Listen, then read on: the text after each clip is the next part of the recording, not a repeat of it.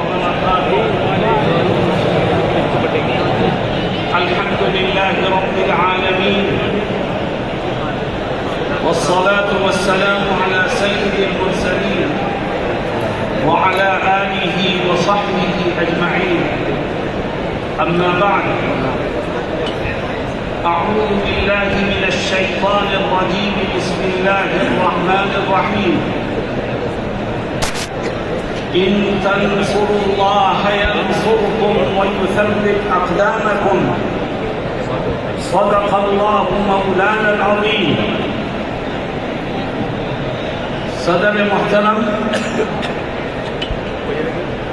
اراکین جمعیت اور مغربی یوپی کے کونے کونے سے آنے والے جمعیت کے ساتھیوں، ملک کے حالات پریشان کن ضرور ہیں مگر مایوس کن نہیں ہیں. مسلمان جو خدا پر ایمان رکھتا ہے وہ حالات سے مایوس نہیں ہوا کرتا بلکہ حالات کے رخ کو موڑنے کی کوشش کرتا ہے. آج جمعیت علماء ہند نے، مولانا ارشد مدنی نے آپ کو آواز دی ہے. آپ نے اپنے گھروں کو چھوڑا، اپنے کاروبار کو چھوڑا، اپنے آرام کو چھوڑا اور یہاں تک آنے کی زحمت گوارا فرمائی. یاد رکھیے، ہم صرف سننے کے لیے جمع نہیں ہوئے ہیں، ہم دیش کے حالات کو بدلنے کے لیے جمع ہوئے ہیں. اور ہمیں یقین ہے کہ جب ہم اپنے بڑوں کی قیادت میں جمع ہوتے ہیں تو تاریخ اس بات کی گواہ ہے کہ ظالم میدان چھوڑ کے بھاگنے پر مجبور ہوتا ہے.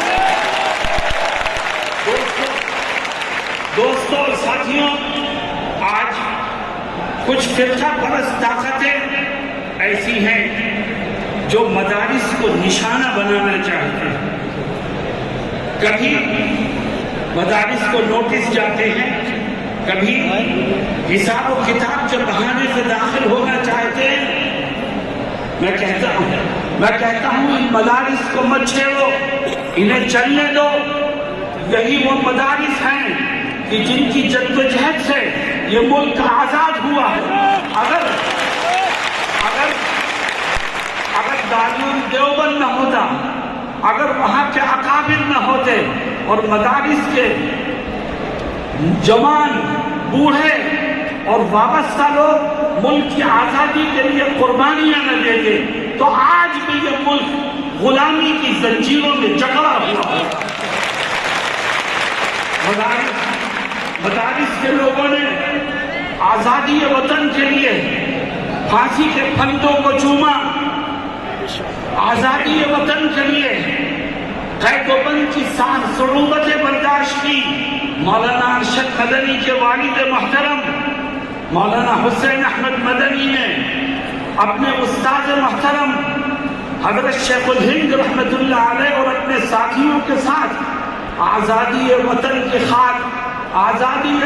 کے خاطر مالٹا کی قید میں رہ کر انگریزوں کی صعوبتیں برداشت کی. اور جب مالٹا سے آزاد ہو کر کے ہندوستان آئے تو گھر میں نہیں بیٹھے، پھر میدان عمل میں نکلے. کبھی نینی جیل میں بند کیا گیا، کبھی سابرمتی جیل میں بند کیا گیا، کبھی سہارنپور جیل میں بند کیا گیا، کبھی مراد آباد جیل میں بند کیا گیا، لیکن ہر طرح کی قربانی دی مگر دیش کی آزادی کے لیے کسی سے کوئی سودا نہیں کیا.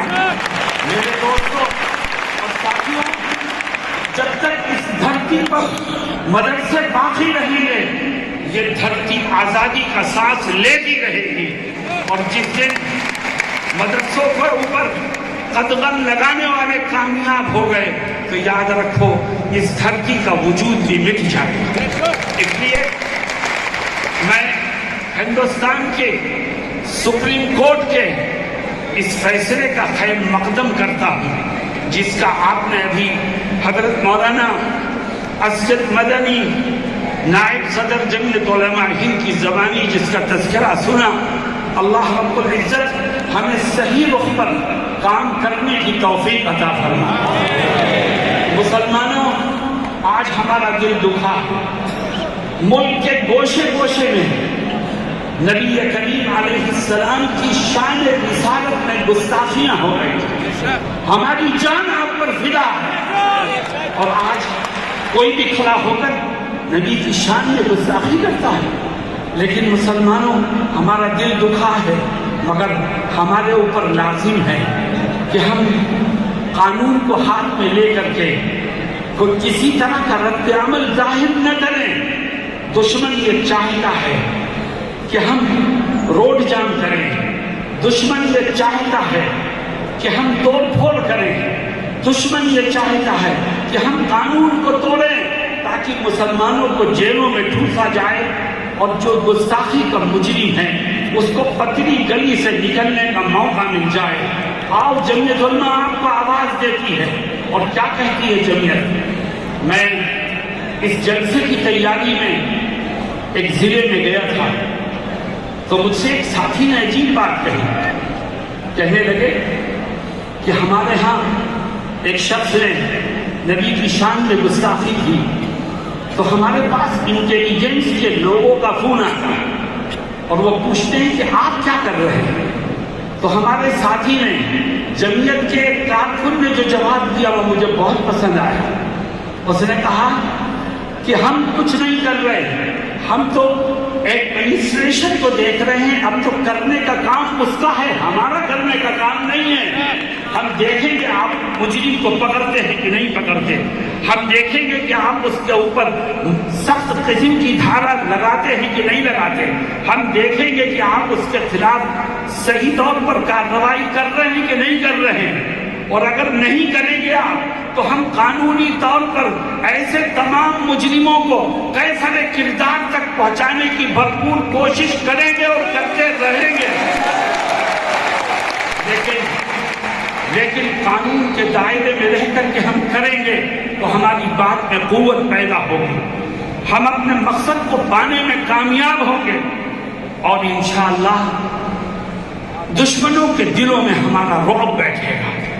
میرے دوستوں اور ساتھیوں، نبی کریم صلی اللہ علیہ وسلم کی تعریف خود اللہ رب العزت نے فرمائی ہے، اور آپ کی شان اللہ کے بعد سب سے بڑی شان ہے۔ اللہ ہمیں آپ کی عزت اور دنیا والوں کو آپ کا احترام کرنا سکھائے۔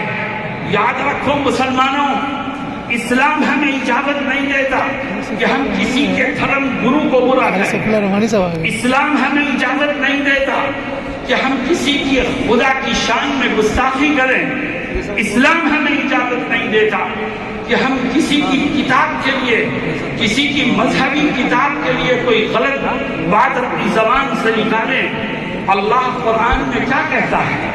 اللہ فرماتا ہے وَلَا تَسُبُّوا الَّذِينَ يَدْعُونَ مِن دُونِ اللَّهِ، اللہ کہتا ہے وہ لوگ جو خدا کے سوا کسی اور کو خدا مانتے ہیں، ان کے باطل خداؤں کو برا مت کہو، اس سے نفرتیں بڑھیں گی، اس سے اختلافات بڑھیں گے، اس سے دوریاں بڑھیں گی۔ تم تو اپنے خدا کا صحیح پرچار کرو، اللہ ان کے دلوں کو پھیر دے گا۔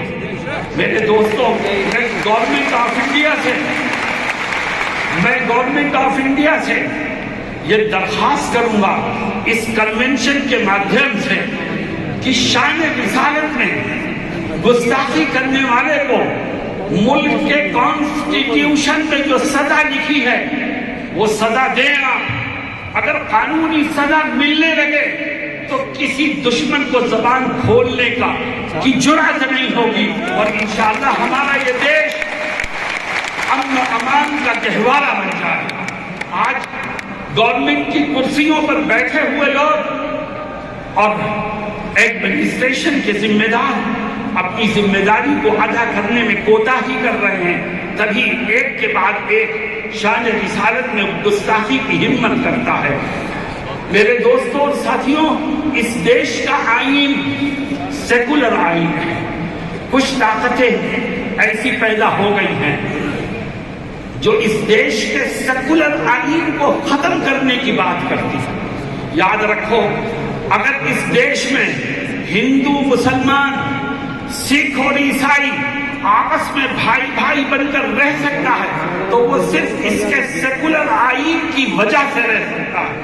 جب تک سیکولر آئین باقی ہے یہ دیش کے ہندو مسلم کی یکتاگی باقی ہے، جب تک سیکولر آئین باقی ہے یہ گنگا جمنی تہذیب بھی باقی ہے، جب تک سیکولر آئین باقی ہے تو اس دیش میں پیار و محبت کے دیپ جلتے رہیں گے۔ اور جب اس کا سیکولر آئین خطرے میں آئے گا تو صرف مسلمان ہی خطرے میں نہیں آئے گا بلکہ یہ دیش خطرے میں آئے گا اور دیش کی ہر چیز ختم ہو جائے گی۔ ہندوستان کا جمہوری آئین ہی وہ چیز ہے جس نے اس ملک کو پیار و محبت کا نعرہ دیا ہے۔ ہندوستان کا جمہوری آئین ہی وہ چیز ہے جس کی وجہ سے ایک طرف مسجد سے اللہ اکبر کا نعرہ بلند ہوتا ہے تو دوسری طرف مندر سے بھجن گایا جاتا ہے، گرجا سے وہ اپنی مذہبی عبادت کرتے ہیں اور سکھوں کے گردوارے سے وہاں مذہبی نعرے رکھتے ہیں۔ یہ اس کا ایک خوبصورت گلدستہ ہے جو میں نے آپ کے سامنے پیش کیا۔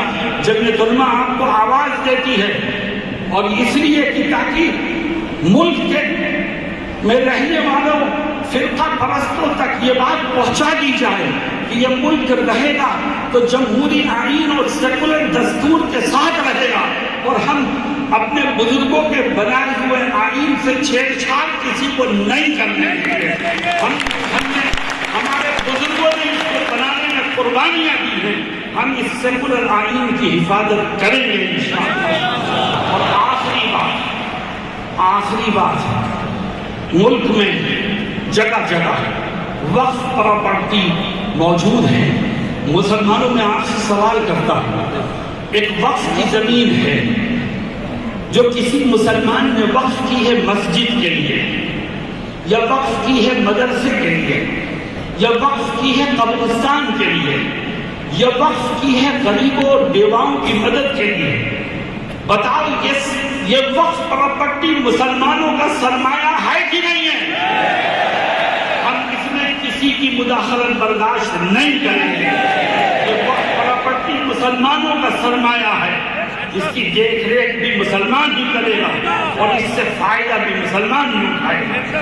ہاں، اگر کہیں کسی وقف پراپرٹی کے ساتھ چھیڑ چھاڑ ہو رہی ہے، کوئی اس کا مس یوز کر رہا ہے، کوئی اس کا غلط استعمال کر رہا ہے تو ملک میں قانون بنا ہوا ہے، آپ مجرم کو پکڑ کے سزا دیجیے، لیکن اس کا مس یوز ہونا، اس کے مس یوز کو بہانہ بنا کر قانون کو بدل دینا اور اس میں غیروں کو داخل کر دینا، یاد رکھو یہ جو وقف بورڈ ترمیمی بل آیا ہے اس سے وقف بورڈ کے مس یوز کو ختم نہیں کیا جائے گا بلکہ اس کی بربادی کے مواقع اور بڑھتے چلے جائیں گے۔ اس کو ہم کسی طور پر برداشت کرنے کو تیار نہیں ہیں۔ میرے دوستوں، ساتھیوں، آج صبح ناشتے پر حضرت مولانا سید ارشد مدنی فرمانے لگے کہ یہ ملک سیکولر ہے، بہت سی فرقہ پرست طاقتیں ایسی ہیں جو یہاں یکساں سول کوڈ لانے کی کوشش کر رہے ہیں۔ یکساں سول کوڈ کا کیا مطلب؟ مسلمان اپنے دین و دھرم کو، اپنے مذہبی اور آئینی قوانین کو چھوڑ کر کے ملکی قوانین کے پابند ہوں گے، سکھ ملکی قوانین کے پابند ہوں گے، عیسائی ملکی قوانین کے پابند ہوں گے، ان کے مذہبی قوانین اور ان کا مذہبی تشخص ختم ہو جائے گا۔ مسلمانوں، اعلان کرو کہ ہم اپنی ہر چیز قربان کر سکتے ہیں مگر اپنا دین و ایمان قربان کرنے کو کسی طرح آج جمعیت نے آپ کو آواز دی ہے تاکہ جمعیت کی آواز میں آپ کے ذریعے قوت پیدا ہو اور ہمارا یہ پیغام ایوان اقتدار تک پہنچے، ہماری یہ جذبات ان کے کانوں تک پہنچے اور دیش کے حالات بدلیں۔ مجھے امید ہے کہ ہم نے اور آپ نے کوشش کی ہے، کوشش کرنا ہمارا کام ہے، کامیابی دینا خدا کا کام ہے، انشاءاللہ وہ کامیابی دے گا اور حالات بدلیں گے۔ بس آپ ایک ہی نعرہ دیجئے کہ مولانا ارشد مدنی قدم بڑھاؤ، ہم تمہارے ساتھ ہیں، مولانا ارشد مدنی قدم بڑھاؤ، اللہ ہم سب کی مدد فرمائے۔ وآخر دعوانا